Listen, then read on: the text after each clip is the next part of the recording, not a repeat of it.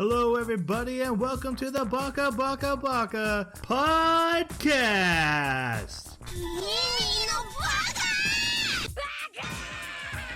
Baka.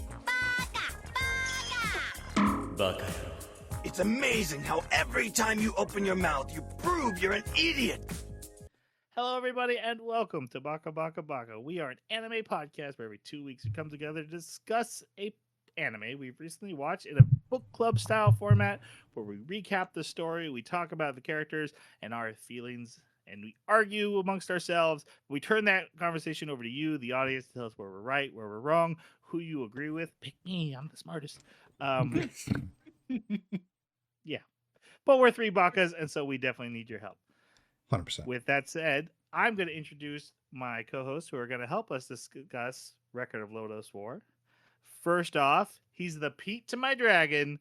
It's Jeremy. Hey. With a tiny little hot take. Okay. We need more his image space. shrunk in YouTube. He's tiny now. He's little. Oh, is that why? Yeah, you're little. We need new more microcosm space exploration. Like Outlaw Star but tiny. There. I made it small. Okay, what I really wanted is just more space anime. I want more modern space anime. I don't think we have enough. Yeah, it's a lot of fantasy because of the isekai stuff. I actually think I can agree with that one. And with his jumbo-sized hot take, we have the... Oof. Puff? Put a lot of thought into this one. Puff. The magic to my dragon. That doesn't work. Not quite. This is going off the rails so fast. This is why you picked those names. I only got as far as Pete's dragon when I was thinking of dragons, all right? Couldn't think of another dragon. Fair enough. It's lazy to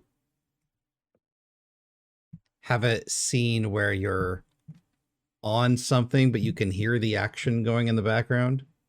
I don't like that. But the thing Jeremy talked about one episode ago in detail. Yes. You've forgotten the name. Yep. Hot take. Huge hot take. And then my name is Troy with a hot take that's just right. Three little bears. Oh wait, no, that's not a thing. My hot take is that we are oversaturated with multiple season anime. I'm looking at the top anime list of each year, especially since we don't go into them. There's just so few original 1-2 season anime. Now, I love the Jujutsu Kaisens. I love the Dan-da-dans, but there's just so many. The top 5 anime are all the next season of something. More original stuff, guys. More original. Base. Just right. Just right. Yeah. All right. We are going to be talking about Record of Lodoss War, and we're going to start with non-spoiler opinions. Now, this is an old anime from the 1990. 1990. Early 1990. So a lot of you aren't alive. I'm kidding. You're all old like us, I'm sure. Yeah. Let's face it. So yeah, if you haven't seen it, these are non-spoiler reviews. This is Jason's pick. Your thoughts, Jason? Man, so I was 8 years old when that came out. If I was in my young teens and I'd seen this, it would have gone so hard. Like this was on paper, everything that I love about fantasy, especially dark fantasy. Standing up to anything today, oof. I had a rough time with this one. But I do recognize its place in history, if you will. So, if you want to see an epic slideshow, this is the anime for you. I've never seen so many reused assets before. Yeah. But the feel and the epicness of it from a fantasy standpoint was definitely there, even in today's standards. So yeah, it was an experience. Jeremy, your Yeah. thoughts? Yeah, I mean, I did watch it when it came out. This was one of the ones that I saw as a young teen, and it made a huge impression on me. And to the point where I actually, when I was watching it this time, I was like, but I could have sworn that there were other scenes here that I don't think exists. I even went and looked to see, like, did this exist in some other series? Like, You is it the longer series that this happened in that I remember? No, I made it you up. you made fan fiction in your head. That's I awesome. made fan fiction in my head. Yes. When Jeremy mentioned this in pre-show, when he said it, I had no amount of surprise. I was like, "Yeah, that's a very Jeremy thing to Yeah, do." yeah. He filled Yes. in every gap with Yes. flush animations in his head. Yeah, it was beautiful. There were no slideshows. Everything was lerped, but yeah, it is very much a product of its time when it comes to animation quality. But the art, though, each individual slide is beautiful. Like, this is one of those anime where most shots, there's certainly some funky ones. Like, I did some pausing and rewinding just to laugh at some of the shots, but most of the shots are just, they're done so well. The color choices, the textures, the way that the designs are set up for the characters, but even just the landscape is gorgeous. um it's really high quality stuff, and something that we get a different sort of crisper version of today, but it doesn't have that really nice watercolory pastel, sometimes bleed, where things dip into each other instead of being so crisp edged. So that's really cool about it. The I like the characters, but in some ways, for some characters, the main character, it just felt a little bit shallow, even though with a lot of the side characters it felt more fleshed out, and the world building is great. World building's fantastic. I was gonna come into this pre-review before we started recording and mention how, hey, we chose to watch the OVA so that we could see the whole story within the segment of one podcast episode. We've had so many anime in the past, we've got to like watch the first half and we're like, hey, we hope it lands well. um, so we watched the OVA, and I was gonna say, hey, we probably shouldn't have done that. It feels like it's speed running the story, as some OVAs do. I'm not a huge fan of OVAs. And then we start getting ready, and Jeremy tells me, hey, the OVA was first. Like, this isn't recapping the story. This is the story. And then anime comes along and fleshes out a middle part of it. Which so I'm calling it audible. So the storytelling is rough. There is a grand, epic, operatic fantasy story in this that is really cool, with warring nations and allies changing, multiple villains all clashing against each other while the heroes are just trying to keep their heads afloat. The D&D influences that run deep here, it's very cool. Everything they've said about the gorgeous art, the character designs are great. The storytelling doesn't hold up to today's standards. I don't have the nostalgia glasses. I haven't seen it before. All the characters are a bit shallow. They're just the trope, which is fine because there wasn't that many of the trope at the time. Hey, I'm the rambunctious small village boy who always charges into battle. Oh, do you grow out of that? Nah, not really. We don't need a character arc for this guy. Yeah. So yeah, by today's standards, but like they've mentioned, the stuff I love today doesn't exist without this anime. So I did have this appreciation while watching it, but also wasn't being fully entertained as a standalone anime in 2026.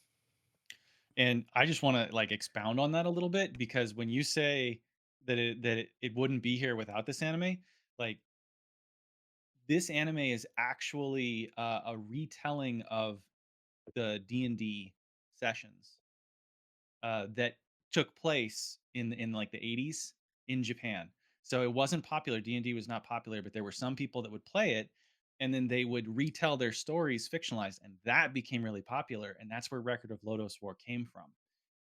That became the impetus to create their own RPG system, because TSA wouldn't license D&D over there.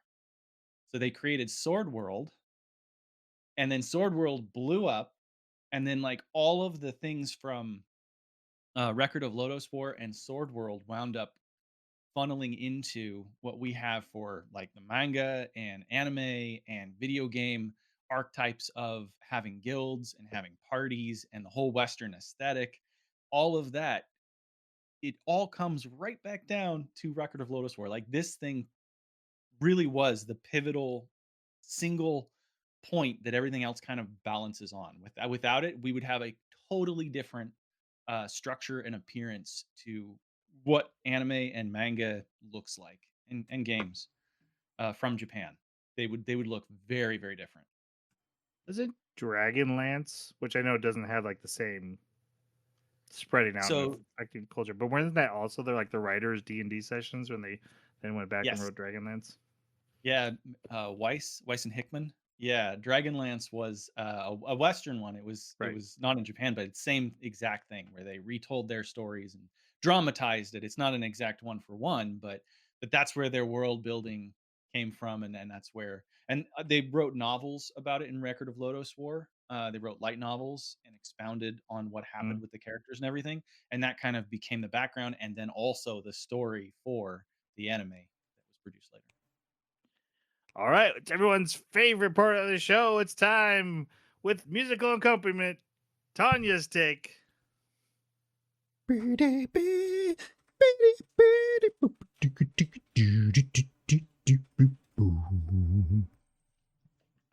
was better. I like that one.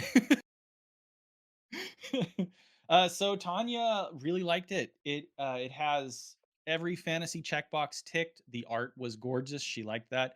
She liked the exploration of the previous heroes, because this anime kind of plays with that a little bit, where you've got a previous history, like a tapestry of things that came before and the heroes that were involved in it. And then now we're just kind of dealing with, well, what's the fallout from that? And what are those heroes doing now? But they're in the background. So yeah, she liked it quite a bit. All right. All right. It's time to announce the winner of our contest. So if you weren't aware, we took in audience recommendations for what we should watch next. We held a vote on our website. It's been closed to you guys for a while once you've heard this, but we just closed it before we recorded. And the winner is Vinland Saga Season 2. Now, we're only going to do the 12 episodes for now. We're going to decide what we're going to do once we get to the end of those, depending on how we're liking them, time. I mean, it's March right now. We're really behind. Yeah. But Vinland Saga Season 2 1. We've seen Season 1. We have those episodes up, but we're moving on to Season 2. Season 1 was fantastic. Oh, so good. All right. With that, it's time to drop our spoiler warning for a very old anime. But I hadn't seen it, so maybe you haven't either. We are going to spoil Record of Lodoss War. Starting now. Lovely. All right. It's a fantasy world, guys. I don't know if you know this, but there was a battle between gods. And these two goddesses, they were the last surviving ones, fought so hard they split off a piece of the land. And then they died. And then this land became the cursed island of Lodoss War. And I was like, oh, we have to go there and explore it. They're like, no, like people live there. It's fine. And the OVA will remind you that every episode. Oh, we skipped. I did skip something. Opening and closing, guys, because we have to talk about it. We have to talk about it. Do we though? Also, the opening and closing. Oh, dude, this was the most 80s thing I have seen in quite some time. Also, I loved in the English dub. I don't know if this was for the sub, but the subtitles did not match the lyrics that were being sung. They were close, but the context ended up being different. So that was pretty great. But yeah, I felt like I was watching like just any other soap opera from the 80s. The music or the singing in the OP was rough. The visuals were okay, but then like in the ED, it was just, you know, okay visuals, but very like late 80s, early 90s song in the background, and Yeah. let's just say I skip them as much as possible. Yeah. Yeah. So I remember it. I'm having a hard time remembering exactly what the visuals were for the intro, just because, yeah, it was hard. Like, it was It's hard the to two watch. cute. It's the cute couple riding around, just like loving each other so much. And that's what the song was about. I remember now Yeah. reading the text, and it was just like, The love is so strong that the singer can barely handle it. It's like making her upset how much love she's in. In my my God. heart. Yeah. oh my With God. the 6 dragons behind them. It's like, Yeah. Well, but what's so funny about that is that's, I mean, it's there, sure, but it's kind of a background element. It's not that important until the very end, and even then, it's only kind of important. So to have the OP be all about that is, it's just weird. It's so definitely an artifact. this is only going to count for lore buffs of Diablo, but this feels like serious inspiration for the world of Sanctuary. Oh, with Lilith and the other guy. No, The before that. song? No, Song? Lodoss. We're talking about the Oh, song. Can you I stay on know, topic? but I wanted to. What are you doing? I haven't even talked about the song yet. Shut up. Right, but why would we want? No. Go ahead. And the You're gonna wanna hear outro this. was just basically like, hey, pretty girl here. Hey, pretty girl there. And it's always just Deedlit until pretty girl on a dragon. Definitely 90s. So 90s. Look, I think these guys are being harsh. Okay, I'm kidding. I wanted to drive needles in my ears. This is so bad. And I'm usually the first guy who's like, hey, yeah, it's a part of its time though. Appreciate it for what it is. That's like my whole thing. And I was like, I hate this. I hate this so much. And I don't skip the intro and closing. And every time I'm like, break the rule. No one's making me listen to this. This is terrible.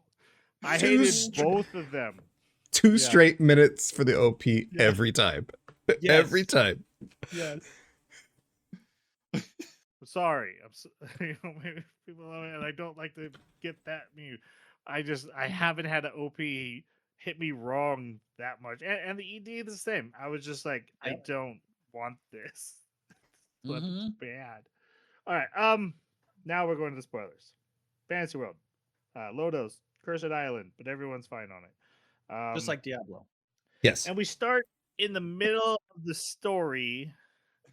This is a great storytelling device where you start in the middle of the story, but you don't resolve this specific storyline until 8 episodes in a flashback to show what happened after this episode. I felt so catfished. I was so upset because I was all in after this first episode, and I was just like, dude, this is gonna be like a dungeon crawl anime. This is awesome because I hadn't seen it before either. I was all in, and then all of a sudden we're back in his hometown in episode 2, and I'm like, what?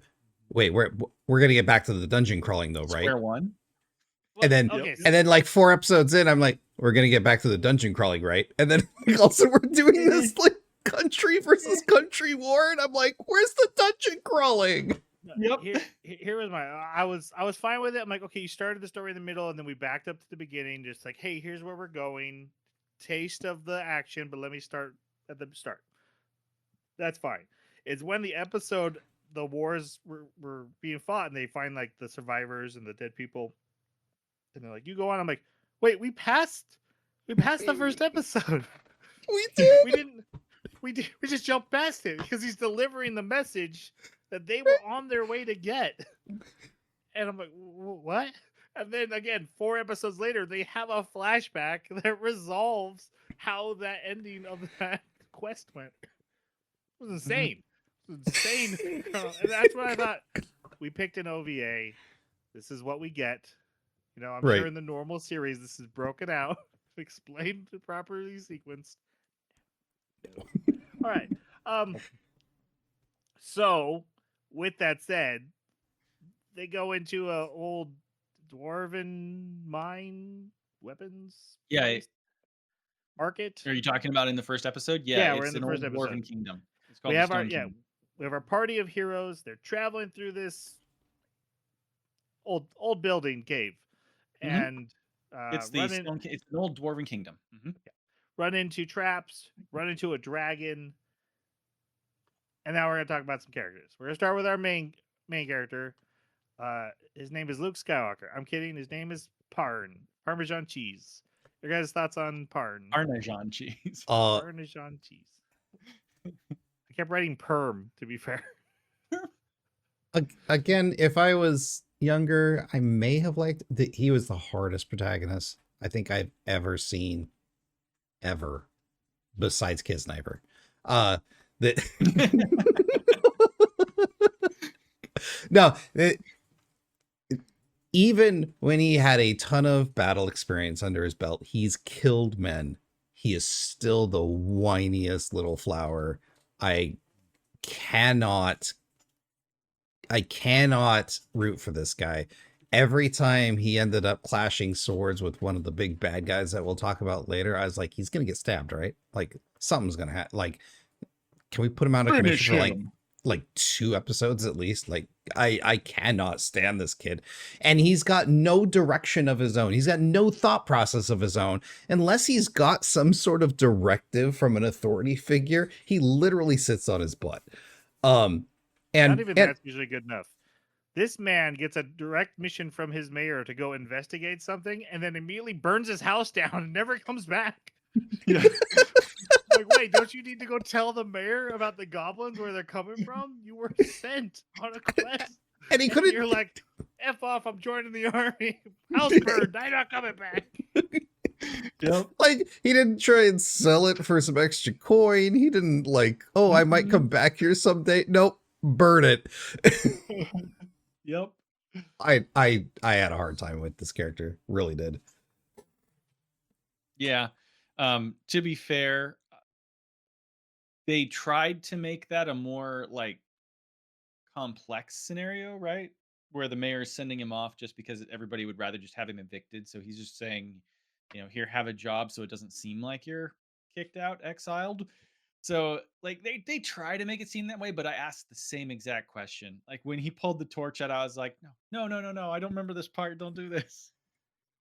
So yeah. But I'm not a fan of Parn. He's very annoying.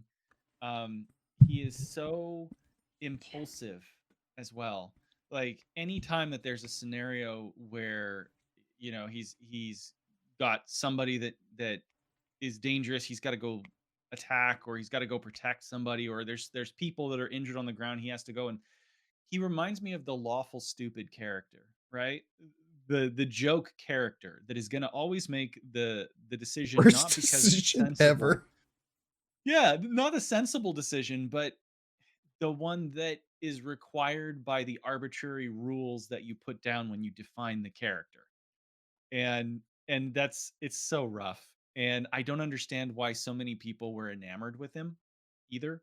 Like, it's just so important that he gets the sword, and he's the son of this important guy that did this cool thing, so he's special and should get special armor and special treatment. And like the elf loves him, and like I don't see a reason why all these people would be like, oh, he might be the one. He could be the one. Even like the sorceress lady is like, it could be Parna's important.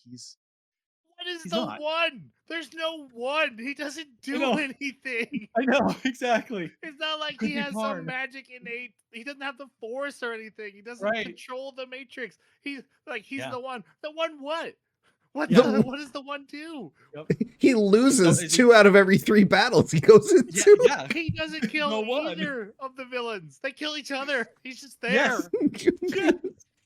Yeah, well, I guess maybe the one that can wield the same sword as the king. I don't know. I'm like, Is that a reaching. thing? Did we ever talk about you can't hold 2 swords at the same time? We never did. He's the Florentine very specialist. I'm gonna go back on him in a second, but I did want to say, especially at the beginning, I was fine with him. He had I call him Luke Skywalker. He had that naive farm boy. He's earnest and wants to help everybody, and I was fine with it. And then like he saw the horrors of war, and I'm like, oh, he's learning, he's growing. And no, he's not. He's exactly the same the entire time. I want to go fight the dragon too. And everyone's like, oh, Parn, you're so party. And then, okay, my favorite part though, when his girlfriend's getting kidnapped by the evil warlock, she's put into a force field. He just jumps on it and starts getting electrocuted. And I just wanted the warlock to be like, what? You don't have to jump on that. That's killing you. Are you gonna lie on it? This whole anytime you can jump back off. Nah, I'm on it. Or- You're gonna break it with willpower. Or he does this constantly, where the bad guy is like 3 miles away and they're like a caster, and he's just like, I'm gonna run at you with my sword. God. But yeah, Yeah. against that Wagner one where he's like, Yeah. George! And the guy's like way up on a mountain, and I'm like, it's gonna take What? you like 5 minutes to get to you. What are you Where are doing? you going? Get to cover. He has time to cast. You're screwed. Some of that could just be animation and art, and like, hey, we just drew him up here, but He makes the worst decisions. He the does. line It's on the just force really field for hard. like 2 minutes straight. Like, that's not doing anything. That's not stopping the force field. You're not weakening it. You're just electrocuting yourself. Instead of attacking the guy who's making it, you're just electrocuting yourself. And the injury was so bad that their priest, their cleric, couldn't heal him by himself. It required the help of someone else. He hurt himself so bad doing that. In modern anime, if that had happened, the warlock would have been like, really? You're just going to kill yourself for me? Yeah, it would How be are a you joke. alive? Yeah, it'd be a comedy bit. Yeah. Yeah. Made me laugh too. All right. Oh yeah, they're trying to get to a guy named Wart who's being talked to by a witch named Carla. That's all important, or is it? Does it matter? It's We're only gonna come important in the context of the world, but kind of not really in the story here. Okay, so that was part. Let's talk about his future girlfriend, Deedlit, the high elf. She definitely helped establish some like secondary protagonist girlfriend slash, you know, elvish tropes. And actually, you know, when she did like some of the silly stuff, it was endearing. Like I thought it would be super cringe, and it wasn't. They did a pretty good job with it. She does make some terrible decisions, and I don't know what she sees in Parn. Yeah. But she also has a bunch of scenes where she casts spells, and it's They're really just crap. Crap spells. Wind, protect us. right. Water fine. balloon. We just walked past that. What are you doing? Light. No, literally, she has a bag with water in it. Yeah. Throws And her then she- water balloon. and then she asks the spirit to take control of the water and do her bidding, which is a water balloon. But anyways, I found the casting interesting, but also stupid, because like there were these moments where like somebody's casting something, and I don't know if they dilate time or if the bad guy and or good guy who's on the other side of that spell just decides, you know what, let's see what happens. Like, Right. no one tries to interrupt them from casting. It's always this long drawn out casting spell as well. So, yeah, definitely an interesting way to like other anime have, you know, stood on that. But Yeah. Yeah, the water balloon spell just killed me every time because she used it 2 times, I think, and both times the result was exactly the same. The water hits a shield around the mage target and just dissipates. It's like, what are you doing? You are worthless. So yeah. Now as far as the character, she's great. I liked her as a teenager. Um she the English voice actress did a good job. We watched like 2 episodes in English, and I was actually really impressed. It was cute, it was funny, it didn't sound cringy. Not what I expected. But yeah, she's a funny character, she's good. I don't understand why she tagged along, especially because she's immortal. So that means how old is she?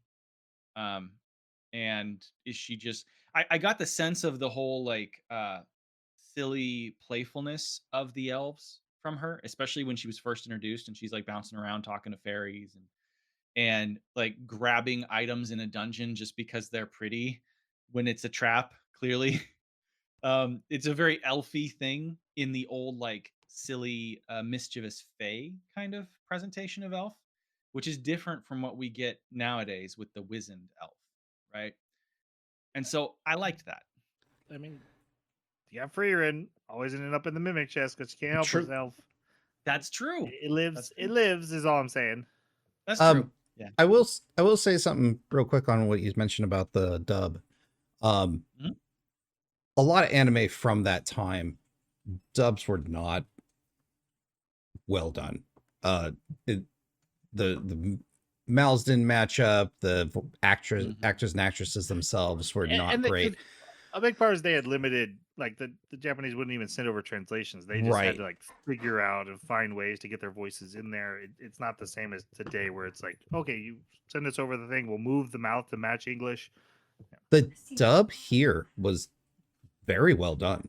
Like as far as, especially for its time, like, the recording equipment wasn't fantastic. And there was only one scene I saw a desync between the audio and the mouth moving of the character. But besides that, whoever planned it out, because, they didn't have automation to do it for them. Yeah, great work there. A few of the minor characters were like clearly, hey, we just need someone to yell this into a mic and they can have somebody. But yeah, the main cast I thought were all good acting. On my thoughts on Deedlit, I like the character. I'm a little put off on the bratty princess vibe she gives off in the beginning versus she's also supposed to be this wise, like I know the forest. She's also like, hey, don't hit the trees, and then he gives her a cut flower, and I'm like, yeah. Tanya said the same thing. She's like, dude, wait, have you shouldn't not she paid be mad about attention? that? Yeah, that's like the opposite of what you would do to impress her. But hey, no problem. And You she planted trees. appreciated it. Yeah, she's all into it, and I'm like, oh, isn't that dead spirits? It doesn't matter. It doesn't matter. And this is very much a thing of the time, but romantic companions get much less interesting once like the romance starts. Like she doesn't have a line in the last couple episodes that isn't just the word parn. She's like, oh, parn, baby, parn. It's just fine. Like I said, Princess Leia went through it a little bit too. Princess Leia in Empire Strikes Back is way more interesting than Princess Leia in Return of the Jedi. It's just what the times were. It bums me out a little bit because the character is interesting and then they decrease into like a look, just because you fall in love doesn't make you less interesting. But I do like the love story. And I actually wish they had done a little bit more instead of just giving her a flower and they're like, yeah, no, this is locked in, baby. Might as well be married at this point. Well, yeah, because even the other girl interested was like, oh, it's over. Yeah. Okay. She got the flower. She got the flower. I guess it's over. I was really confused at that too, because I was like, aren't you with this other dude for like years? Like, nope. It's just her good friend. Yeah, good friend. Own friend. Yeah. Yep. Yep. He helps braid her hair and carries her bags at the mall, but they're just friends. It's his friend. He allows himself to be possessed by an evil god to protect her, but just friends. Just friends. All right, so yeah, we had that first adventure. We kind of see everyone's powers. There is Slain, who is a mage. There is Ito, who's a priest. There's Gim, the dwarf warrior. Definitely not Gimli. I know, that cracked me up. And there's Woodchuck, who's the rogue. Okay, now one thing that's really funny about this, I don't know how familiar you guys are with like old D&D, and as far as like classes for characters, but dwarf was both a race and a class, and elf was just a race and a class. So like having Gim and Deedlit in there was like the dwarf class, the elf class. That always cracks me up when I see that in things from that era, because it's just such a departure from how we view it now. Let's talk about Carla, because yeah, this evil witch just keeps floating around in the background of this first episode. She's like, I'm waiting for them to get here, and Mort's like, oh, what's going on? And we figure them out later. But your guys' thoughts on Carla? Uh, basically Star Trek Q. It's just she's there just to make sure power's not consolidated, because apparently if it does, it tends to just destroy the world. And so her only goal is, let's make sure the world doesn't get destroyed, but I really can't interfere with how humans go about doing it. And I think I found that to be a very interesting storyline in of itself. Like, humans will tend to try to consolidate power. Humans will tend to try to destroy themselves, and how best to, and if the thing is, Carla's like, it's not like I can do a strong iron fist to make them do what I want so they don't destroy the world, because that won't work either.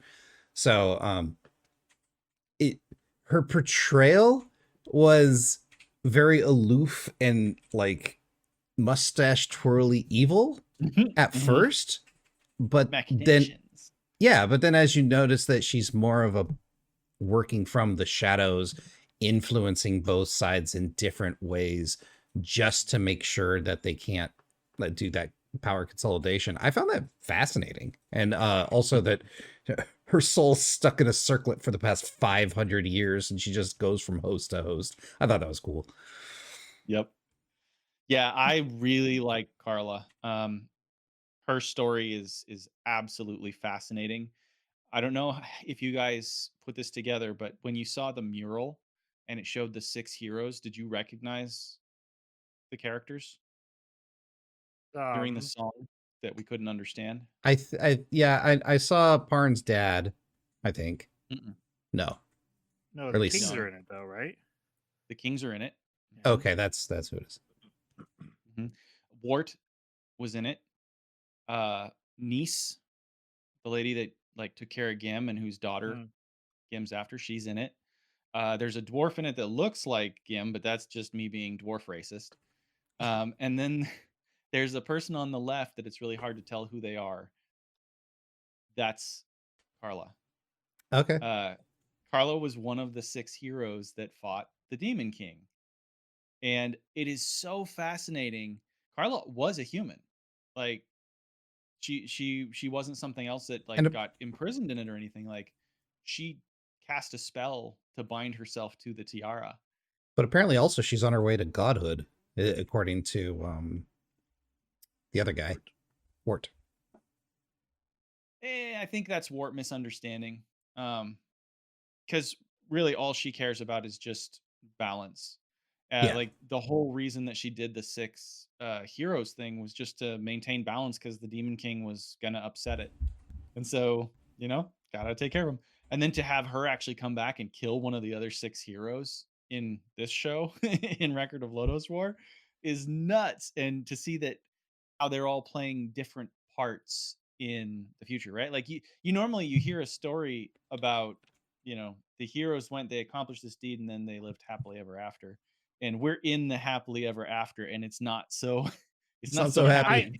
I got that this was like a circle. Yeah. Oh, cyclical. Cyclical. Yeah. Hey, there's been a party of heroes before.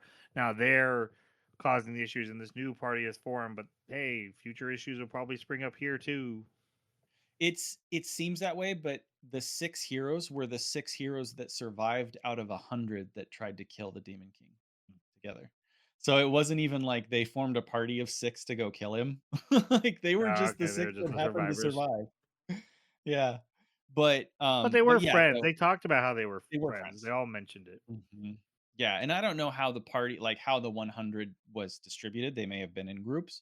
And this was the group that survived, but yeah, Carla is absolutely fascinating, knowing how much baggage she has, the motivations behind what she does, how much power she has, and even understanding why she picked Lelia, which the anime doesn't go into very much, but she picked Lelia's body because Lelia was a way to wake up the evil goddess that they do later in Lodoss War. That was an avenue to wake up that goddess, and so she's like, well, I'm gonna block that avenue. So that's why she possessed her. Like it's absolutely fascinating once you understand like what she's doing. She's playing chess with big forces.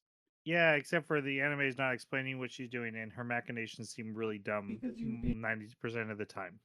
It's true. I okay. To be fair, I actually do like the character of Carla. I love the idea. Hey, I'm not like an evil villain. I'm just keeping the light and the dark balanced.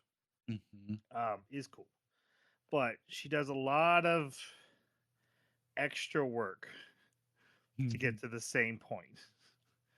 Like, hey, I gotta set up this war between these two kings, and then they kill each other. Spear a guy. I'm like, well, you could have just speared the other guy. You could have just spear, and then be done. You could have done the same thing. She only had one cast of that per. They just had the one spear. Hey, I'm gonna appear in the princess's carriage, and then be like, oh, okay, I'm gone. Oh, hey, Parn, I'm in the room with Ward. Oh, I'm leaving. Yep. Okay, Sure. She just does she's a bit extra, which is again, it's all part of the times, right? Yep. And also that the party is Wart's like, you gotta stop Carla. It's like the #1 priority. And then after they stop her, they realize that she's probably still out there, and they're like, yeah, we're done. We did it once. Right. Who has to eat her twice? She's not causing problems now. There's no war. Well, there wasn't. It doesn't. No, I agree with you. Over no matter what. Yeah, no one's defending this here. All right, we're going to episode 2. Oh man, we're only on episode 2. Yeah. Intros. Gim's like, I'm gonna go on a quest to save your daughter, priestess. Who's gonna end up being Carla? Parn. He kills a goblin protecting a villager from his village, and then the village is all mad at him, like, yo, you don't kill him. That just pisses them off. Also, oh yeah, then they talk to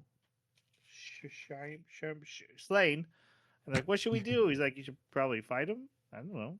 I'll show up. I'll meet this dwarf buddy of mine, and we'll come help. Ito's like, I'm gonna be a priest. Nope, I'm gonna help you instead. So he joins. Delit just sees the goblins march and is like, cool, I'm gonna go help. Then we get Parn and Ito running to the goblin camp, and there's like one goblin left, and they beat it to death. And the dude's like, yeah, they went to your village. You don't need to come here. They're back there. So they run back to the village. And they fight the goblins. And then we see Parn sucks. Parn's really bad at sword fighting. But he has his father's armor and sword now, so he feels good. And like Jeremy said, the mayor's like, hey, we're sending you on an errand. I burned my house down. What? You did what? Okay, you know what? Just go. Go, Parn. And everyone's going with them. Because they're going to go figure out what's going on with all the goblins attacking during the day. And then they run into wolfmen. I mean kobolds. I always thought kobolds were lizards, but apparently they're dogs. No, they're dogs. It depends on which version of D&D they change. Yeah. Well, they were always dogs in Neverwinter Nights, so that's from one version. They were lizards in Baldur's Gate. Yeah. They were red little yeah. All right. While there's a dark elf, so Delit fights that, and then these soldiers arrive, so the bad guys run away, and the entire party gets arrested and thrown into prison where Woodchuck is. Yay! And then the commander gotta get number 6. And then the commander comes in and he's like, you guys in prison, are you good guys? Oh my god, they have a priest? You guys locked up a priest? What are you doing? Get out of there, you're our friends. And then the I'm not gonna make that joke. Marmo. Now I want to hear it. I know, me too. Let's just say they had a Broadway play about them. The Marmons. Nicely done. They attack the city, and they fight them. Like you gotta understand, like the combat scenes are long, aura farming poses of like Yes. oh, And then it's a black screen of two Slashing lines that explode on each other, and then somebody's falling over. Yes. Yeah. Getting speared or arrowed or. But the cape and cloak animation is stellar every time. And the hair. And the hair, yeah. The Yeah. character detail animation when they're posing and Right. they're not moving, but like there's just the ripple of the cloak, and like it's so good looking. Dude, Yep. Ashram, he is the aura farmer of this entire anime. Heck yeah. Constantly Well, up on right up there, up on too. some sort of embankment or embattlement. Yes. It's just Yep. Speaking of aura farming, which I didn't want to be a thing, but But it is. in the final episode where Parn's standing there with the two swords as the altar is sinking, he stands there for like 30 seconds, and I was gonna take a picture and say, "This is aura farming." I'm so cool right now. You mean like slowing down time and then moving less fast than you have to dispatch the enemy? Yeah, so Woodchuck, the prison collapses, so Parn goes and rescues him. And then that captain kills a dark elf and rides off to fight who will become Ashram, who we'll be talking about later once he's not just a background evil minion. Henchman dude. And he loses. Also, Parn was invited to train with these guys because he's clearly not very good at fighting, and joined them. And then they're like, no, these soldiers actually suck. You should go join the good soldiers. He's like, all right, I'll do that instead. I love that they're like, no, you don't understand. This is a kingdom of scribes, and these are just the scribes that don't want to scribe. That's all these guys are.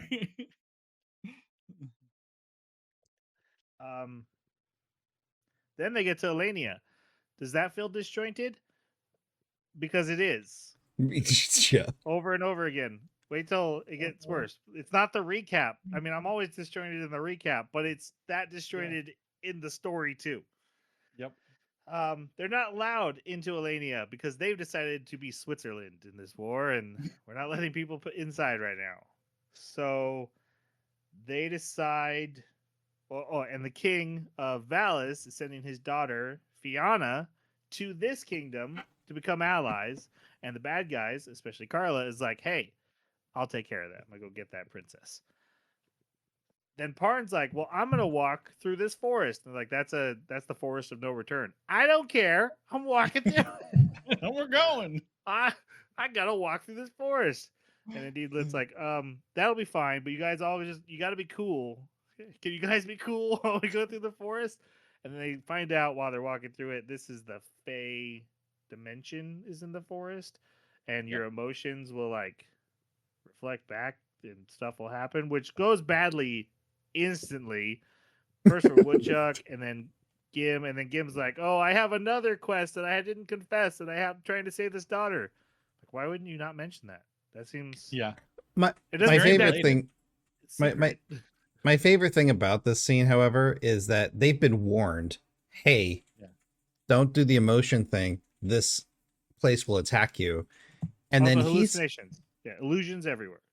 Right, but it's not like they've got some sort of mental illness now, or that they're being affected by some sort of smoke or poison. No, they see the hallucination and immediately believe it.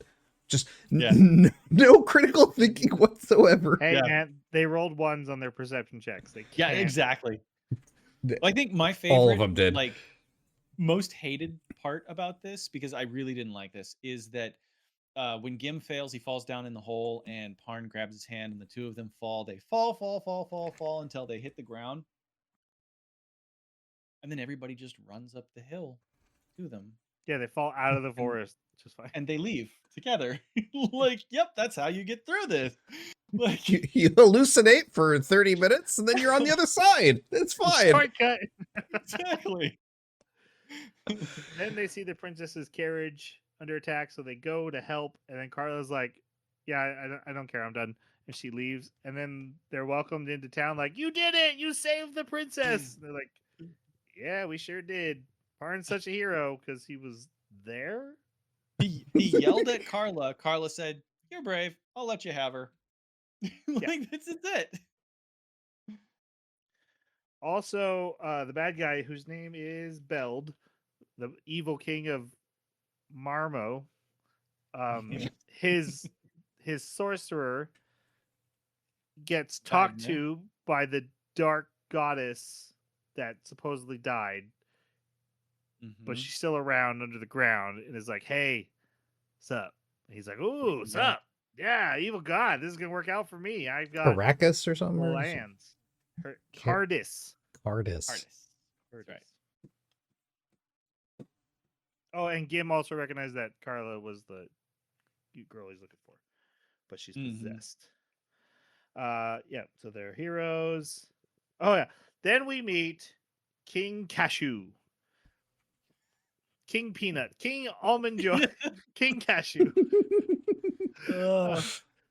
A That's guy. one of the criticisms Tanya had was the names in this. Some of the names are really rough in this, and Cashew was one of them. It's like a random name generator for D&D. It kind of has that feel. Your guys' thoughts on King Cashew, because he will not leave the story no matter who tries. Carla's like, "Hey, I'm going to manipulate you." He's like, "No." "Okay, you're going to die here." "No." You're Your gonna guys' die thoughts on here. Cashew. No. Is We're dying in this the ocean. I'm not dying in the ocean till I get to the island. Right? All right. is this Parn's dad? No. Because in Parn's flashbacks, when he sees like the back of his like and it zooms in on his face of it, it's Cashew's face. I mean, It does look like he's got the goatee it's and everything. 100% his face. But Yeah. anyways, That would be amazing if he was like, "Oh god, this guy sucks. I'm not telling him he's my son." Yes. I mean, he burned his own house down. I'm out of here. He burnt my That house was my down. house. Oh, that's right. It would be his house. Yes. No, this is just a Um, cool king of mercenaries, cool guy who just like rides around doing cool stuff, and everyone's just like, "Man, he's cool." He's like there. Especially Parn. He's the strong NPC that helps the party when they're not at the level they need to be and gives them the direction they need. Yeah, or Yeah, he's equipment. the magic sword guy in ReZero Yep. from season 1. I mean, it's not narrowing. You're being the redhead You guy. talking? Yeah. Yeah, but Oh, yeah. there's lots of magic sword guys. Okay. Nope, Anyways, him. I liked him. I thought I thought all of his scenes were pretty good. I do like how he's got like a band of like 30 dudes, and then they show a scene where like They're all 20, dying. 20 of them get dead, and then in the next scene he's got an army, and it's like, where do you keep spawning these these soldiers? He's got to be buying him. He's the mercenary king. He's the right? mercenary king, man. He He's just hiring more. But he just spawns them on site. It's like, where Oh the yeah, that definitely happened. Also, they despawn sometimes because there's no way that many Right. people died that fast. It'll be like, "Hey, we're here with our whole army. Oh, we're down to 12." Like Yeah. the next scene. Oh, we're Yep. surrounded. What? We just Yeah. got here. How did this happen? Or Yep. hey, we're going to sail ships out to this spot with, you know, just our equipment and our I don't know where they stored the horses. And then all of a sudden, oh, by the way, here's our ballistas and trebuchets. It's like, Yep. okay. And we know exactly where to point them as well, because we know where that thing's coming. No, this guy was cool. Yeah, I liked Cashew. I didn't like him as much as Parn liked him. That kid was so infatuated. That Even king- Deedlit was jealous. Parn likes this guy, like the characters and Link click like each other. Like, Yes. there's a reason yes. Deedlit's jealous. Right? Yes. Yeah, it's nuts. But it's nuts. I made a joke. But I think my favorite part about him was how much he changed over time. So when he's first introduced, he's playful, he's very like confident and obnoxious. He still is a little bit like, you know, I'm gonna mentor Parn to some degree, but over time, even his face becomes more weary, more ragged, longer, like he looks miserable. Like this takes a toll on him through this, and he becomes shorter with Parn, and just everything about his demeanor changes. I think he has one of the stronger arcs of the season, to be honest, which is funny because he's not, even close to being a main character. But how much this all affects him is really fascinating to see. I do like how he calls out Parn. He like just grabs him and like, if you're gonna come with me, you're gonna do what I say like a soldier, or Yeah. you're not coming. Exactly. Yeah. And And then he that's totally doesn't. And then he different doesn't here. do what he says. Yeah, it's it's Parn. It's Parn. Yep. Being Parn. I like the character. My only issue is like, man, we spend a lot of time with you for not like we were introduced to this party, and then the party hardly shows up later, and it's like a lot of cashew. And I'm like, did you take over as king, or are you just hanging out because you don't got anything better to do? I don't. Oh, Or it's when he's- people aren't present, and so they have like the NPC that's going to help out to compensate for the missing Right. party Yeah. member. No, I got that. That's what his character is. I'm just saying from a story Yeah. perspective, I was like, man, we spend Yeah. a lot of time with Cashew. However, Cashew brings with him, for some reason, the greatest character of all time who shows up whenever Cashew's in danger. Jester, the Duke on a little dragon. Hey, man! He met him once in the desert. Hey, how's it going? Let's have a drink together. And then whenever Cashew's in danger, hey, I'm here. Why didn't you invite me to the battle? I'm the coolest guy ever. We didn't hire a real voice actor for this. I always talk like this. It's amazing and funny as heck. That's awesome. And it's this guy who's from the kingdom of the gold dragon, or the kingdom of Moss, which is the name of the gold dragon. So they're the Deus Ex Machina of the series, but he like has this homing beacon of knowing when Cashew is about to be in too much danger, and he always shows up on time. It's It amazing. does happen like 3 times. It's so fun. The third time in the middle of the ocean. Hey, are you about to die? I'm here. That's such a GM thing. He must be infatuated with Cashew as well. Probably, yeah. Okay, so they have this party for the heroes that save the princess, and it's a morale booster. Cashew shows up. This is where Parn's just like staring at him, and Yeah. Like it's D-Lit, an who's, uncomfortable Longingly. D-Lit, who's clearly now grown affection, is like flirting with Parn, and he's like, that dude's so cool over there. Yes. To the point where she takes Parn dancing, and they bump into Cashew, and then Parn's like knocks D-Lit away. Like, I'm talking with this dude. Leave me alone. And then Jesper shows up at the party. Hey, I'm at the party too. They have a war council. They're like, hey, what are we gonna do? Well, that Carla's a problem. We should go talk to Wart. Let's send Parn.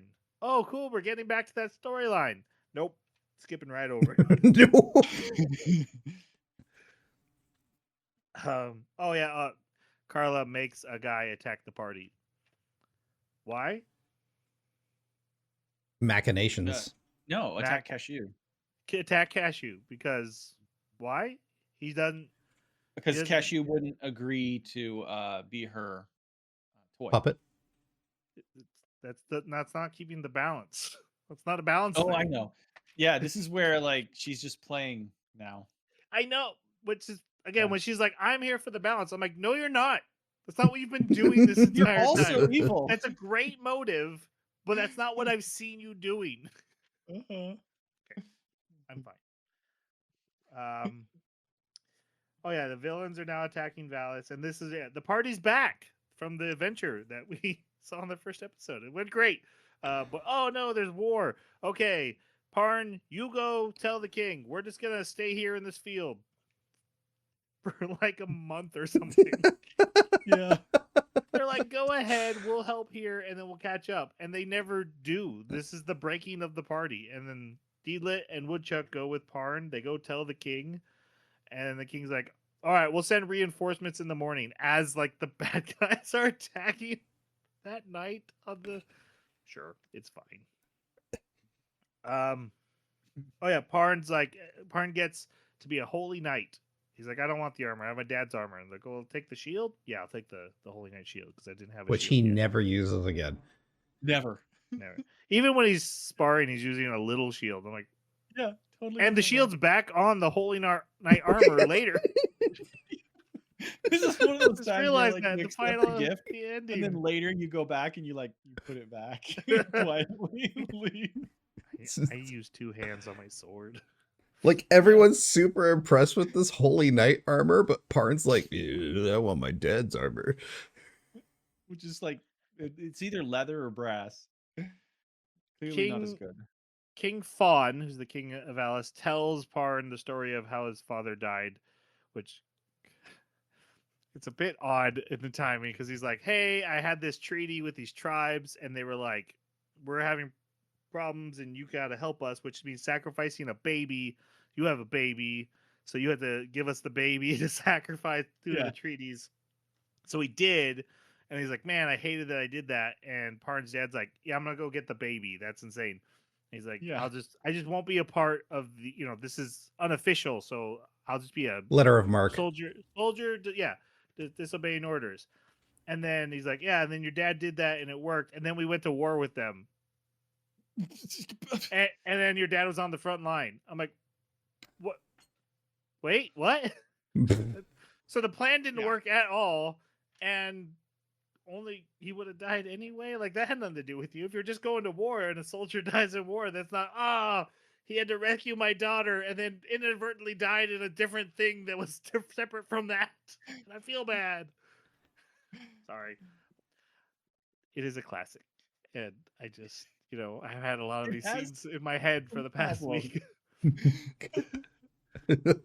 Yeah, it's the whole thing. Like, the king should have just immediately said no and gone to war. Like, there was nothing gained by even resisting that. It's so crazy when he's like, and then we went to war. Okay. Yeah. I thought that was the whole point of the doesn't have a secrecy. point. Yeah. When we watched Zenshu, Jason had complained, like, the story of this makes no sense. And as I was watching this, I'm like, I see what you were doing, Zenshu. I get it now. This is what we were doing back at that time of animation. Yep. So the war is starting, and then Cashew's group gets ambushed. And then the King Fawn's like, we're gonna take our army too tomorrow. I have a big sword. Normal army stuff. And Parn gets to go with him. And oh my god, okay, I love this scene so much. It's Parn's riding with the king's army, and he's talking to Deedlit, and then he looks over, and there's a soldier just staring at him with a big smile, and Parn just stares back and smiles back at him for like 30 seconds, and then the guy's like, my kid made this. Cool. This was amazing. Yes. Tanya and I stopped and we paused it at that scene, and she looked at me and I said, I think more happened in the series, and we just didn't see it that would explain this. Like, they clearly had a conversation before this, and there's background and meaning in that. These two guys are so excited to just look at each other and smile. We're marching to war, huh? Yeah. Yes. My That's kid all made this. It is. It's cool. It's cool. Yeah. I don't have a kid. He didn't make me anything. Yeah. And Deedlit's right behind him, like, this is cool. And we're all smiling and looking at each other. I met this guy named Cashew. He's awesome. Yeah, exactly. And it's a death flag too. Like, this was their way of putting in a death flag character. Like, you need to remember this character so it matters when you see his dead body later. My original thought was, my kid made me this death flag. Yes, exactly. It's cool death flag you got. Oh no. Yes.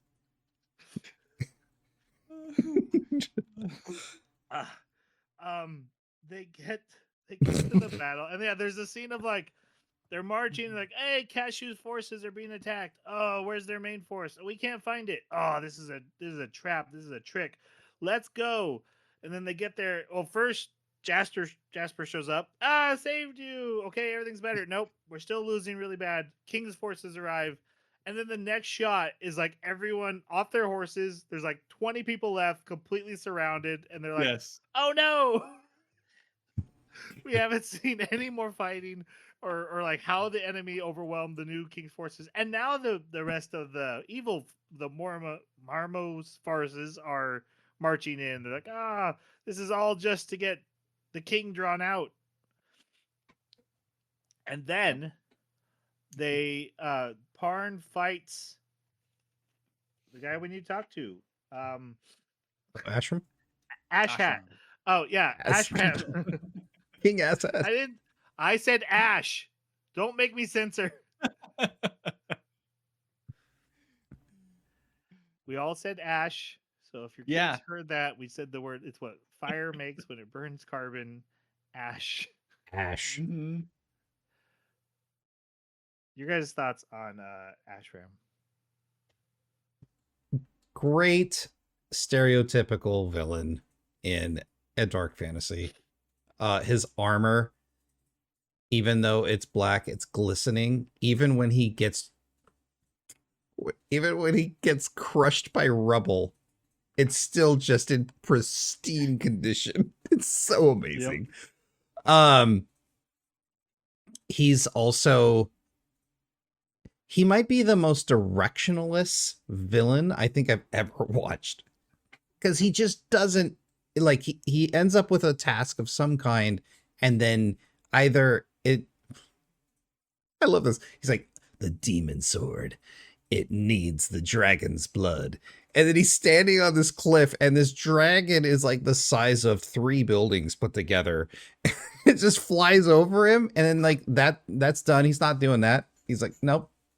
We're doing something else now. First. He's got to get the scepter first, even though he just said, I'm not getting the scepter first. And then the dragon flies by. He's like, all right, I'm going to go get the scepter. I need the scepter. and then like Pard saves him from like the final blast. But then he's like, oh, by the way, I'm going to sprint in front of you from collapsing ground and get in front of you to like, because I'm the villain. It's like, you just need some dark eyeliner and like daddy issues, and then you'll be perfect. Like, he just does not know what he wants to do, or he's just literally, this scene needs a aura farming villain. Ashram. There we go. His conversation earlier with King Bald, where King Bald's like, soldiers dying is just, like the shield. He's like, well, maybe you die. He's like, well, maybe you die. All right. I'm going to go talk to the hot dark elf girl and get a girlfriend. Maybe I'll be king someday. I won't know what to do with that, but... And that's like their whole conversation. They're both like, you could die. You could also die. Cool. Okay. So I totally agree. Like, he's very clearly establishing pattern for a lot of villains that have come after, for sure. But I took him a little bit differently, and maybe I was like giving him more motivations and thoughts than he actually had. But the way I saw it was he was very much enamored and impressed with Beld in the same way that Parn was with Keshu. And so he wanted Beld to be king. And I think in the first like couple episodes where we really saw him, that was the way that he even referred to, when anybody got in the way, he's like, I'm not going to let anybody stop Beld. I'm going to. I did think, especially when Beld dies, he's not like, yay, I'm next. He's like, no, like, my dude. No. Yeah, exactly. And so I think up to that point, he was directionless. Like, he was just a henchman who was doing whatever needed to be done to, he's a kingmaker, right? That is his purpose, and that's it. And so as soon as Beld died, he really didn't have anyone telling him what to do. Like, he was directionless in that sense. But at the same time, he was trying to find himself. And that's where I think he became interesting to me, because do you fall into the role of becoming the next king? And that's what he tried to do, because he picked up the sword and he tries to wield it. he doesn't have the magic or the prowess that the previous king did, so he's got to find some way to solve it. But then and he's still trying to like do the aura farming. I'm tough. I know what it takes to be a king, and I'm used to being superior to all the people around me, and so I can very easily pop off with phrases like know your limits because my limits are higher than yours, so I feel good saying that. and Sword's and not a so toy. yeah, a Sword sword is is not a not a toy. toy. Yeah. And so to me, he was actually watching him struggle through this was like watching a character on an arc, because at first didn't have a direction, then had a goal to be king, tried to achieve it, eventually got exhausted because it was more than his limit, and then gave up when the dark elf girl sacrificed herself to protect him, gave up, was fine with dying, and then was brought back, and then is like, all right, well, I'm not going to let that guy do it. I can at least table flip. And so then goes to do that. So like I can understand the reasoning behind what he's doing, but he's very much a character that is, like you said, he is directionless, but not in the sense of like they didn't know what to do with him, but in the sense that he's lost without a king telling him what to do. Yeah, I don't I'd think agree with Jason that. meant it as insult so much as just like that is what his character is he's a Mm. guy. A guy took it for a lot of the time. He's just trying to wrestle with control of the demon sword. Like this is a big Yeah. thing just for him to have, and everyone else is like, go do this other thing, and he's like, yeah, all right, I'm busy. come on, go left. Yeah. That's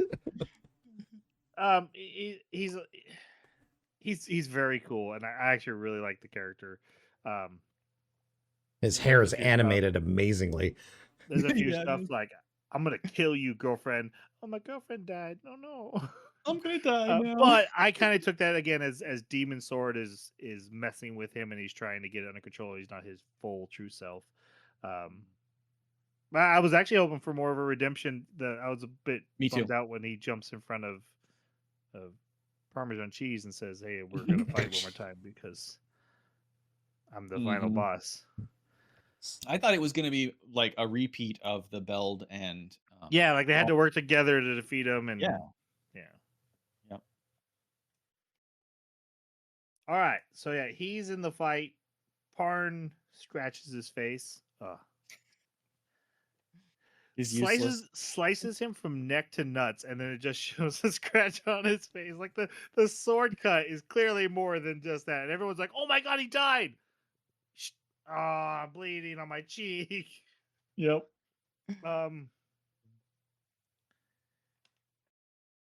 I turned the pages the wrong way. And then then the king. He probably didn't. This must not be in yours, Jerry, but in this dub. Where are you, Beld? Beld, where are you? No, he did that. Beld, where are you? Beld, where are you? Beld, where are you? Yeah. And everyone's just like, I think he heard you the first time, probably.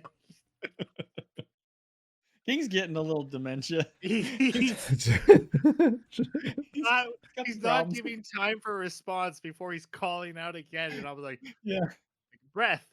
Maybe he's trying to answer you. So the two kings fight and they wound each other, but Fawn dies, Beld wins, and then a spear comes down from the sky and stabs him, and then a lightning bolt comes down and hits the spear, and then a tornado comes. I know, right? Like, just to make sure he's dead. This is the mage's double tap. Yeah, so this Triple. is where Ashram Yeah. picks up the demon sword. The dragons all wake up, the ancient dragons, or at least Well, they Okay. rouse. They're Well, just like, Fire one wakes up. Fire one definitely. Yeah. wakes up. yeah.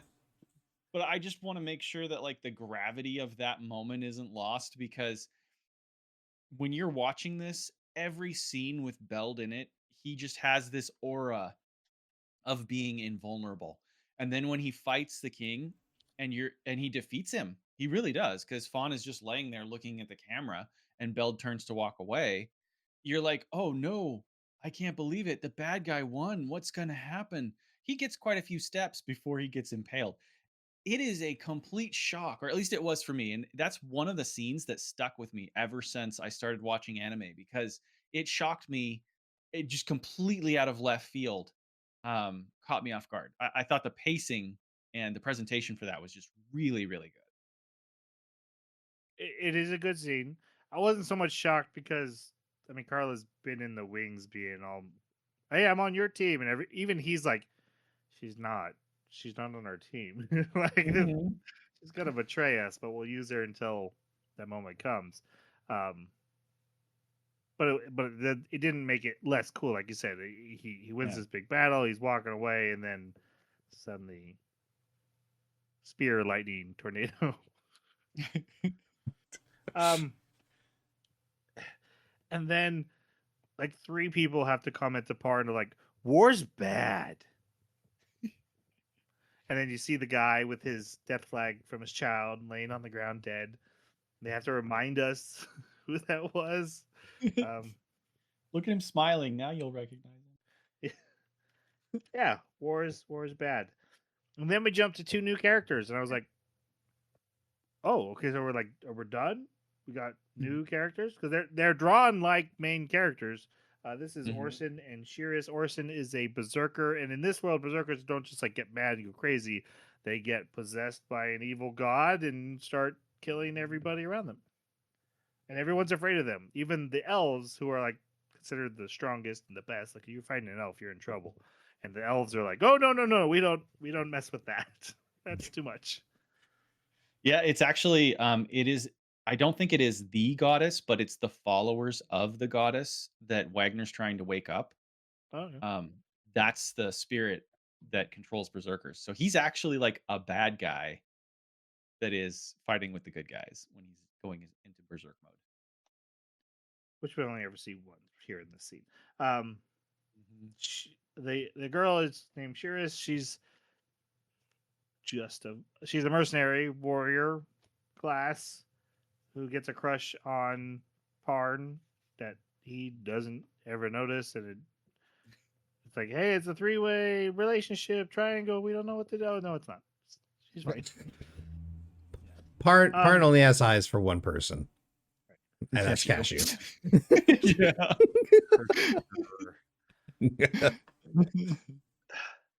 Ever since his first love died of the general of the one city. Yeah, you're right. They see Parn's party and they see an elf and they're like, "Oh, it must be a dark elf. Let's attack him." And then Parn fights her for a second and is like, "Hey, we're not with Marmo." And then he's pointing his sword because he disarmed her and he's just keeping her down. They're talking back and forth. They settle down, and then the berserker is like, "Ah, I'm mad. You're pointing his sword at my friend." We're only friends.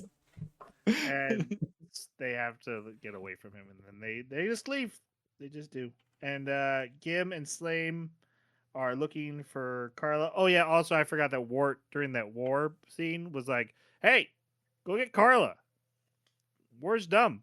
This is dumb. You gotta stop Carla, or there are gonna be more wars." Oh, my favorite scene, or my favorite line from that was, "So if I stop Carla, the war will end." What?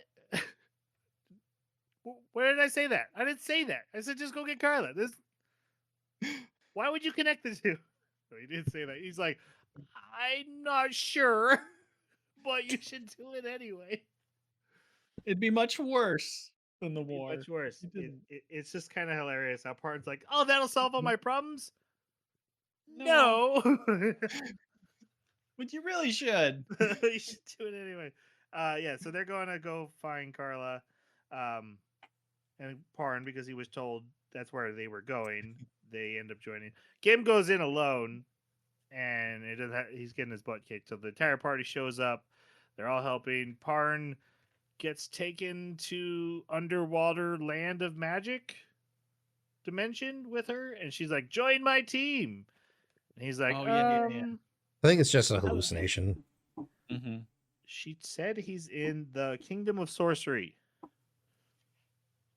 Yeah, I think that was the hallucination. Like she's showing him the remains of the kingdom of Sorcery. I thought it was like the elf dimension where it's like there's more than one thing here. It doesn't matter. I don't care. she's like, join the dark side. He's like, no. She's like, I'm trying to save Lodoss. He's like, yeah, but you're doing it in a really mean way, and I don't do that. So And she said, "I'm your father." No. then Exactly. she does her big Kamehameha attack, but only Gim is able to survive it and walk through it. And he gets Well. her to hesitate. Hold on. Listen. Oh, okay. Gets her to hesitate, and then the party attacks, and Gim gets the circlet off of her head. He Then throws his axe at at her her forehead. How A else are you gonna break the double-sided, circlet? two-handed axe just chucks it. And it So doesn't even Gim break the circlet. It just bounces off her head.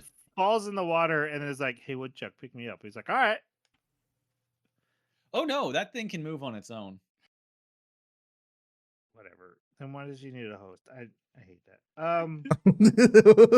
Woodchuck's Either possessed. that or maybe it possessed, like it It literally Hypnotizing. shakes and comes towards him like some sort of 80s Yeah. monster movie. Yeah. Because when it took over the girl, it showed a flashback and it was on like a decaying old corpse or something attacking her. So Woodchuck's possessed, and he just leaves, and no one notices while they're burying Gim. Literally for the rest of the anime. Just Woodchuck's gone. yeah. Yeah. And now Yep. Carla is Carl.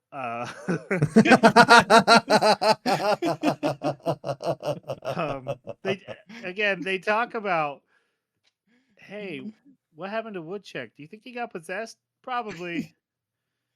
It's probably Huh. what happened to him. I do think at the end that's what they were doing. They were looking for Woodchuck. That's what I'd like to believe. That's where him and Sure. That's where we'll go. That's a No. great idea. But no. But they went by the axe, so I thought they were picking up Carla's trail. No, I was looking at the wiki and Woodchuck never gets free. Yeah, I figured that, but I just want to assume that he was. That's why Your he own wanted personal- to leave. I have more personal things to story. do. Okay. Yeah, it's great lore. Fan. Yeah. Okay. Anyway, Wagner, the evil sorcerer who's working with the dark goddess, is like, okay, I need 3 cups of sugar, a high elf, and a scepter, and I can get my job done. So he goes to Ashram. He's like, hey, you need a scepter. You need that scepter. Go get the scepter where the dragon is. You need to go where the dragon is and get the scepter. And then you get to rule whoever has the scepter gets to rule everything. So, I mean, you have the sword, so you get to be king of Marmo. But if you want to be the king of Lodoss, go get that scepter where the dragon is. And then we have King Pistachio, Cashew, and they're like, "Hey, there's a red dragon attacking." He's like, "All right, I'm gonna go take care of the dragon." Parm, you can't come because I'm mad at you now because you're wild, reckless. Then Can't Parm's be like, my wingman anytime. please, I love you. Let me come. Yeah. Yeah, he takes it You're the very guy. badly. And then Carla confronts Wagner, and she's like, "Oh, whoa, you're working with the Dark God. Well, that's a lot. I'm gonna leave. I don't care about balance that much." Why? She doesn't just kill him on the spot.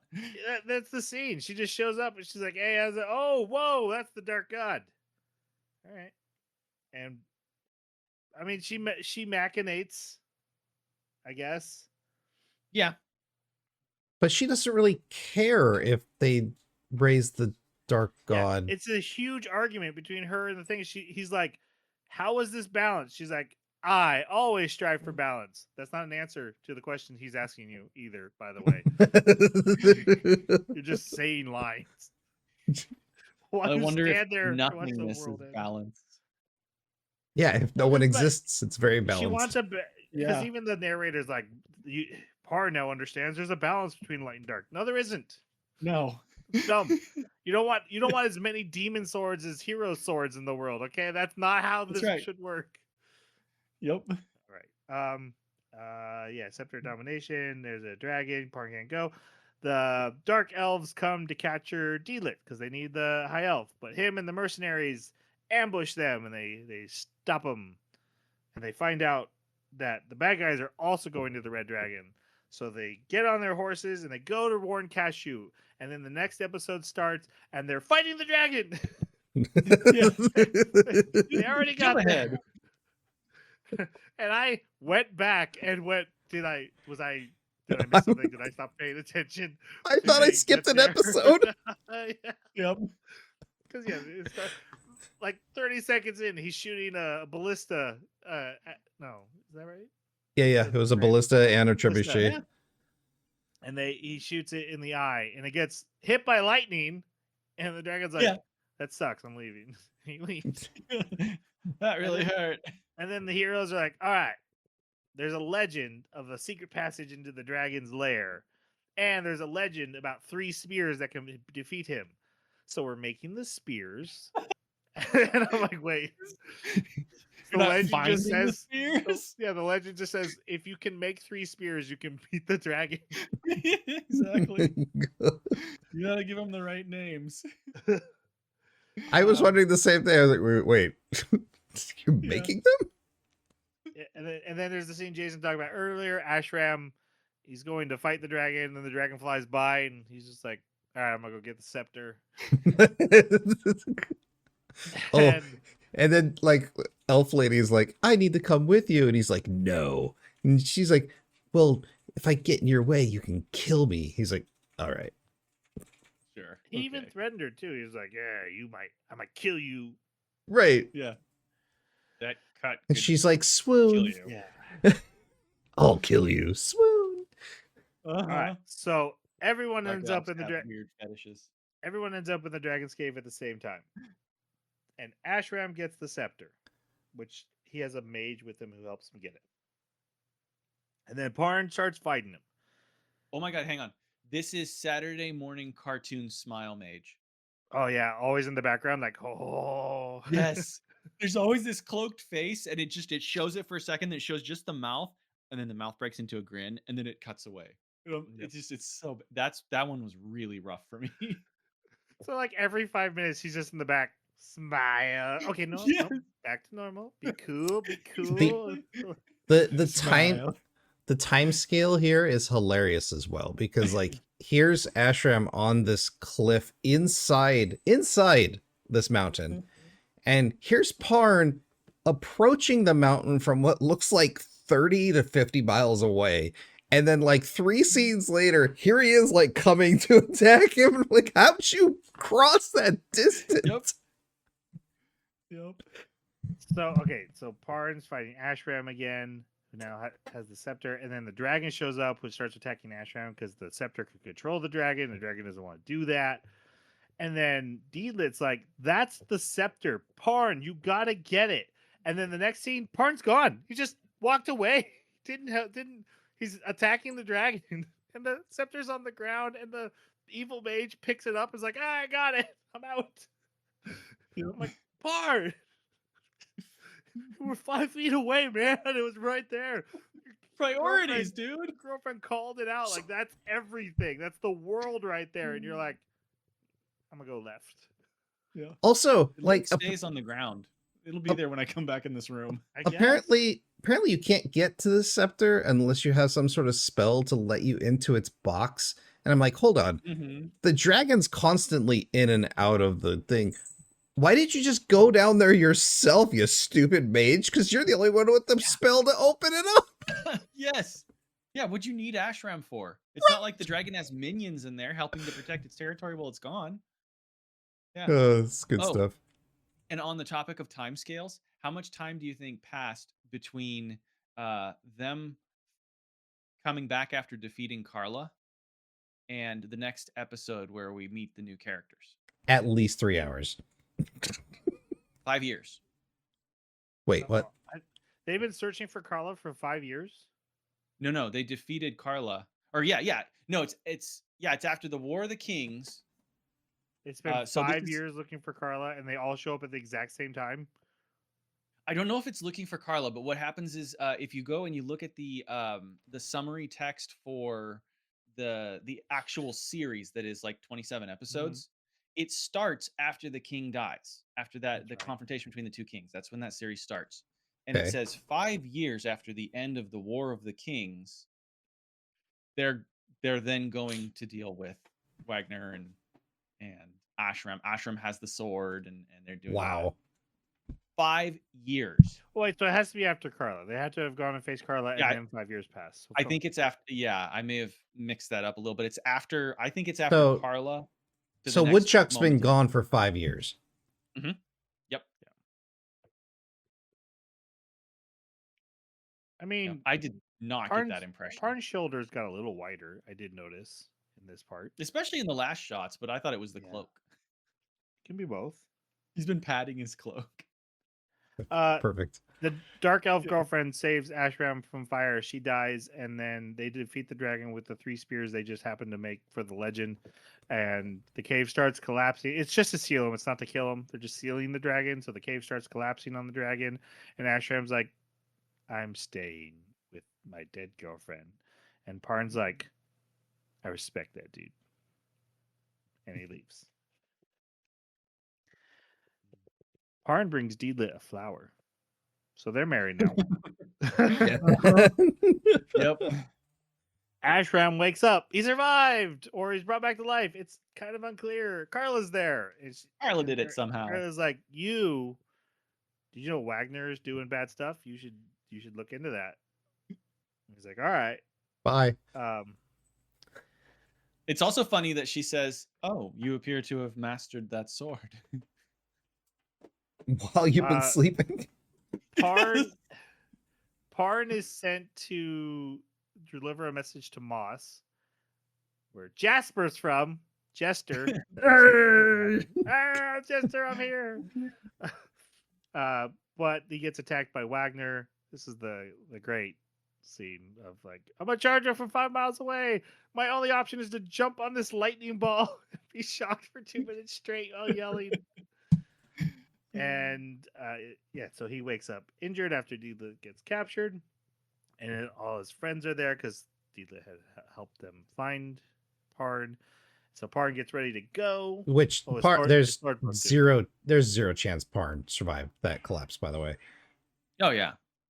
Like there was a lot of he raises the stone cylinder like 40 stories, and then it collapses with Parn on top. It's like, okay, yeah, he's fine. He had a bandage on his head, so you know it was serious. Right. The princess has Ito, best friend priest, who has hardly done anything this whole time.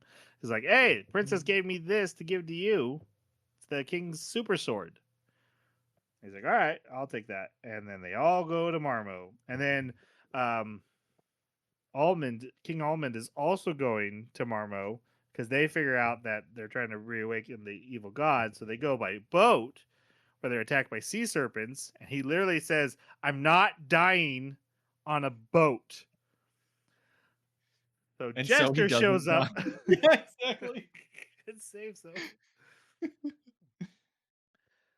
Also, I'm sitting here like, I'm pretty sure that King Cashew left first, but Parn and his friends get there first. I never saw them have a boat. How did they get there? Marmo is an island, so you have to get there by boat. But they're already there, ahead of everyone, storming the castle, and then they do the classic, like, oh, it's a monster that only the 2 of us can defeat. So you go on, Parn, you're busy. And they do that multiple times till Parn's alone. But the worst part about those is that they stare at each other for what feels like 5 minutes each, trying to convince. Yeah. Trying to convince Parn to like go. It's like, but I can't leave you again. Yeah. And those are death flag stares that don't turn out to be true too. We never even get to see those battles and how No. they end. Like any other anime. Also, is it weird Slane is totally into the daughter that Kim was trying to save? I was like, no, is that appropriate? They get married and have a child. I figured, like, it's very clear, but it's like falling in love with your best friend's daughter. Right. It was. Well, it wasn't his daughter, but yeah, gave weird vibes at first. I was like, wow, hey, Slane, you like really. Kim's dead, so it's okay. Quick. It was good. No, I did get the weird vibe as soon as like the green, we'll call them vines, comes and like snatches yeah. snatches her up. I'm like, oh yeah, this is Japanese. Yeah. Tentacle monster on the I scene. love that they're like, don't use your sword because it's, its blood is acid and it's like constantly dripping acid. So then when it wraps itself around her, there's no acid burns. If I like- fires a burst blast right at her, Right. only hits the vine, and then no acid. Well, it Black- didn't. Yeah, it didn't have a friendly fire. So Yeah, exactly. Wagner begins the resurrection spell, which is apparently dropping the altar down into a pit while his priests just disintegrate.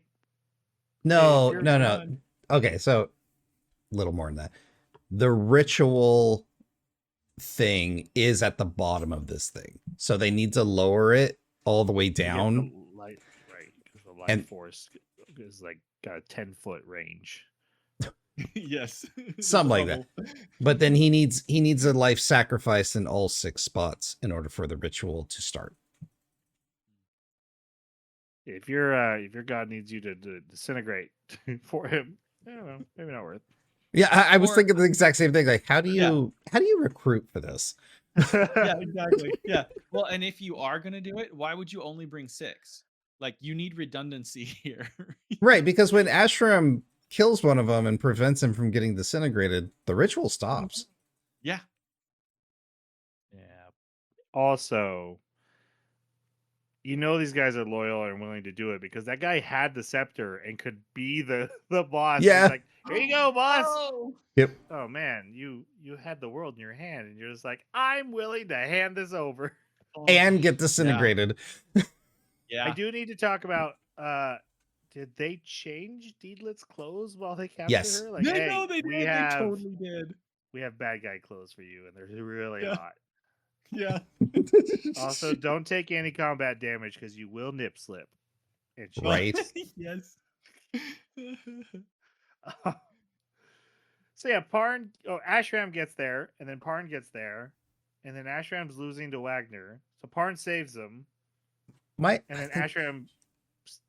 my favorite part about this whole thing is they spend literally more than half an episode with this thing descending through the layers of earth, and Parn just shows up Yeah. from outside on the surface. He took the Okay, staircase or the I think elevator. Parn's special Down through a ability, cave. well, his special ability is he can teleport, obviously. Yeah.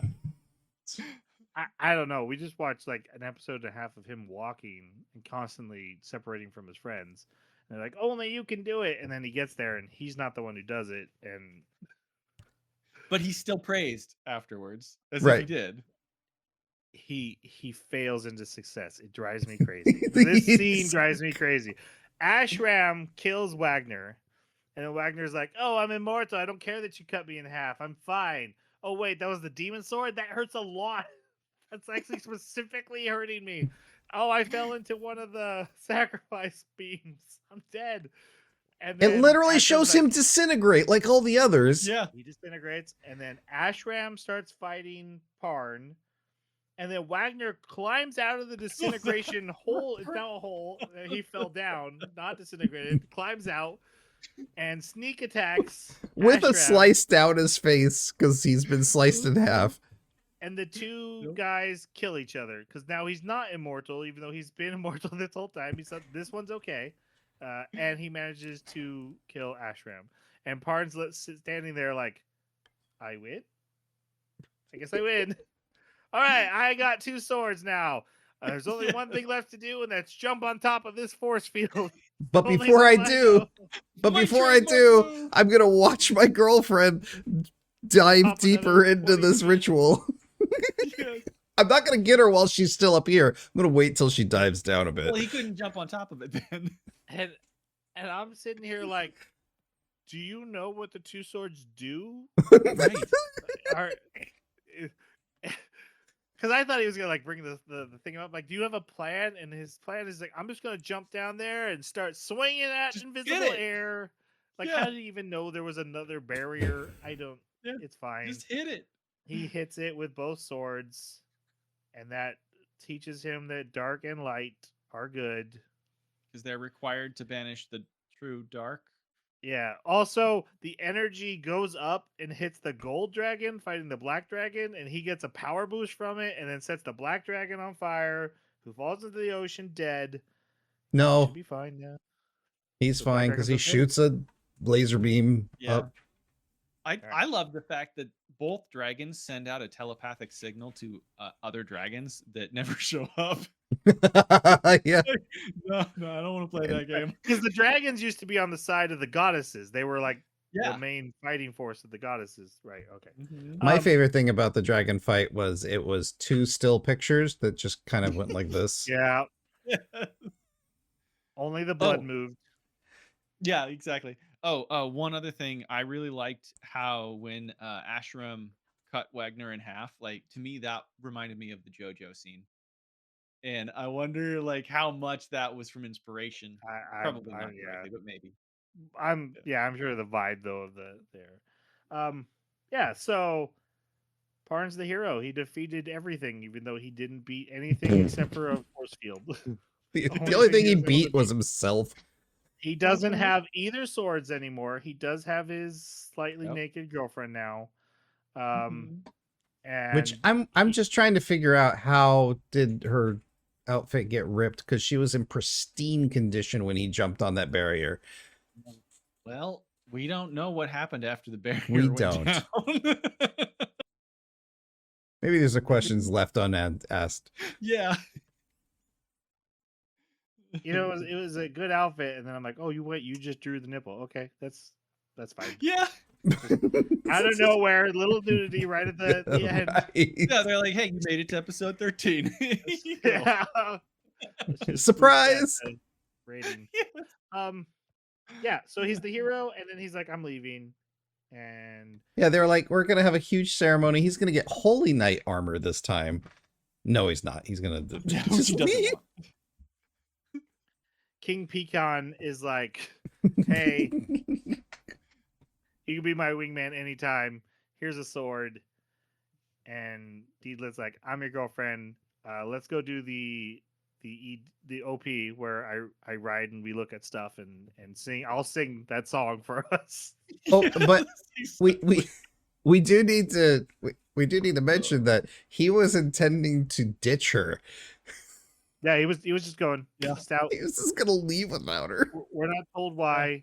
Also, and then we see all his friends like, he'll come back. No, he'll come back. It'll be fine. It'll be fine. He will definitely come back. Oh God, he's gonna come back. Please come back. And That- that's it's just- the end.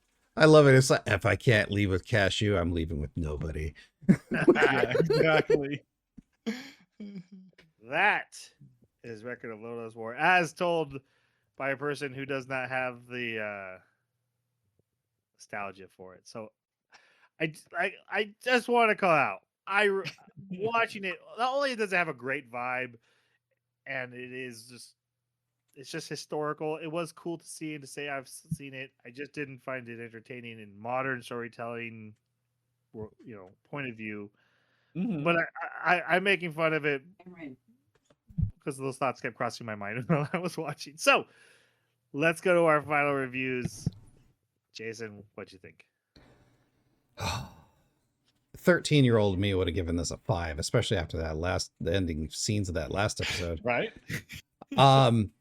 Just like you said, Troy, I can totally understand that this was a pinnacle anime, that like what we have today wouldn't exist without it.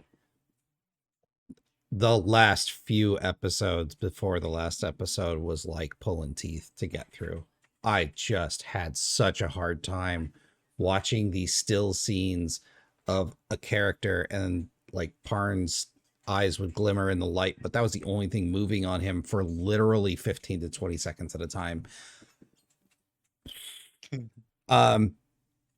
Story was a little rough. I did love the world building. I did like the moving machinations. I still feel catfished from that first episode.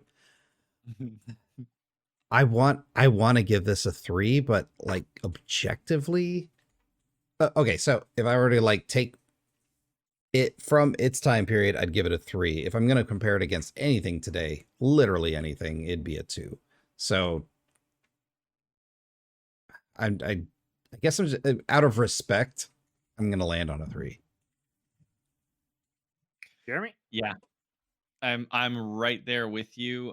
Even with the nostalgia, the storytelling was so abrupt and it was so jarring and disorienting. The still shots, yeah. If you're comparing it to modern stuff, it's definitely a 2.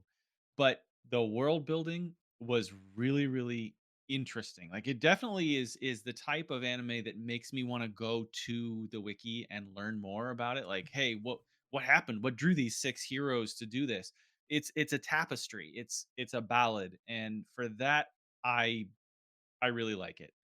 And then also just the history, like you mentioned. Um, so yeah, if I'm gonna be completely objective, it would be a 2. But for me, it's a 4. Okay. My I also when I watched this and was thinking of how to score it, I had like for what it is and what it was. There's one score, and then how I am now. I'm at a 3 right now. That's what I'm gonna lock in on the website. I'm gonna say it's a 3. I mean, it's a 5 as far as what it did. I feel the same way about like to go to movies, stuff like Citizen Kane and Psycho. They just don't hold up in modern pacing and storytelling. But man, that stuff doesn't exist without them. And when you watch them, I can at least appreciate. Thank goodness this existed. Thank goodness this carved the path for things that I love. Like Scream And I 7. feel that I feel that way about this with Freerin, with Zenshu, animes I've picked as my favorites from recent, you know, titles we've watched. But Konosuba, ReZero, all of Konosuba, them. yes, that too. Also, Delicious in Dungeon. Jason actually named that one. That was a really Yeah. good one too. Because it creates the shorthand Sword Art for Online. those storytellers to dig in to themes and stuff that this has in it laced through, but doesn't have the ability to dive into and explore because they just couldn't then, or that's not what they were at. But we can do that now thanks to this. So it is a 5 for what it is, and anyone who looks back on it with love, and you should, and it should be respected for its place in history, just like so many other animes, Astro Boy, Speed Racer, Evangelion. They all held up the pillars that other people stand on to see great heights. Outlaw Star. Come on, but coming at it with a very modern point of view, it just it doesn't hold up, and that's okay. There's nothing wrong with that. It's just the 3 for me. All right, coming up next, the winner of our votes. It was close because only a few of you voted. Vinland Saga season 2. Um, I feel like Jimmy Kimmel and Matt Damon with so I was resurrected as a sword. Sorry, gamer dad. Maybe someday. But yeah, Vinland Saga season 2. We're gonna do the first 12 episodes of that season. We will tell you at the end of that podcast episode or during the podcast episode what we're gonna do next. If we're gonna keep going or not, we haven't made that decision. We're loosey goosey. If you have thoughts on this classic anime, Record of Lodoss War, please let us know. Reach out to us on our website, theanimebakaclub.com, where the vote was. And yes, we were trying to drive up traffic, so wink, wink, hint, hint. Nudge, or nudge. or X Twitter, anime buck. No, Did you just say X? Oh my god. He yeah, did. but I also said Twitter because I believe that you don't drop your It's progress. No, it isn't. It's backwards. It's gonna be backwards, just like Twitter did. At Baka Podcast is our handle, and where we found this, like our YouTube, where Jeremy got real small. Yes. I had to get a new camera. Great new camera, and it got so small. Thank you. Yeah, on YouTube or wherever you found this podcast, go ahead and leave comments. We'll discuss with us what your thoughts are. We love hearing them as always. And until next time, I think we have to say goodbye. Thanks for listening. We'll see you next time. Sayonara.